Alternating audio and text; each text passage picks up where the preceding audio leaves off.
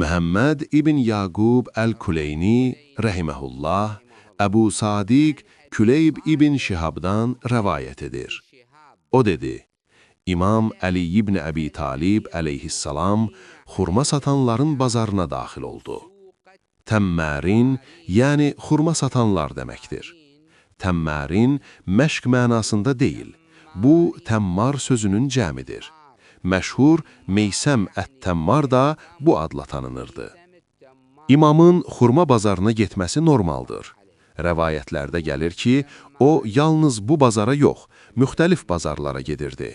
Məsələn, balıq bazarına gedir və bəzi balıqların, məsələn, əl-cər və əl-marma satışını qadağan edirdi. Çünki onlar haramdır. Həmçinin dərzi bazarına gedirdi və onlara artıq qalan parça hissələrini sahiblərinə qaytarmağı əmr edirdi.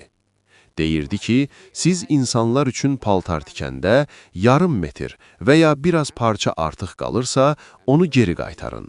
Onu özünüz üçün götürməyin. Yalnız bilsəniz ki, sahibi istəmir. Həmçinin deyirdi ki, tikişləri sıx vurun. Çünki o vaxtlar tikiş maşını yox idi, iynə ilə tikirdilər. Bəziləri işi tez bitirmək üçün tikişləri aralı vururdu. Bu isə paltarın tez cırılmasına səbəb olurdu. İmam isə sıx tikişi əmr edirdi ki, möhkəm olsun. Sonra qəssabların bazarına gedirdi və bəzi şeylərin satışını qadağan edirdi. O cümlədən dalağın satışını. Çünki dalaq yemək haramdır. Ümumiyyətlə, heyvanın bəzi hissələri haramdır. Məsələn, onurğa sütununun içində olan ağ maddə, onurğa beyni, əl-əlbəvan, yəni boynun iki tərəfində olan elastiki kimi hissələr, xayalar, cinsiyyət üzvü və digər hissələr.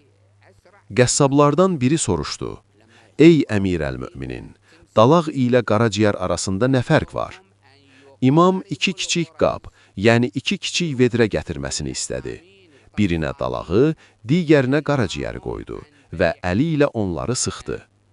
Dalaq tamamilə qana çevrildi. Qaraciyərdən isə biraz qan çıxdı və qalanı ət olaraq qaldı. İmam dedi, ya ləkə, bu danlaq ifadəsidir. Çünki həmin adam yəqin ki, öyrənmək yox, mübahisə etmək istəyirdi. Və buyurdu, fərq budur, bu tam qandır, o isə ətdir. Ümumiyyətlə, İmam əleyhissalam bazarlarda gəzər, yaxşılığı əmr edər, pislikdən çəkindirərdi. Hökmlərə gəldikdə, qaraciyər və ürək üçün kərahət qeyd olunmayıb, amma böyrək, kəla yemək məkruhdur. Bugün tibdə deyilir ki, böyrəklər qanı təmizləyir və südüyü süzür. Böyrək çatışmamazlığı olan insanlarda zərərli maddələr qanda toplanır və onlar dializ, yəni böyrək təmizlənməsi edirlər. Bu səbəbdən böyrək yemək məkruh hesab olunmuşdur.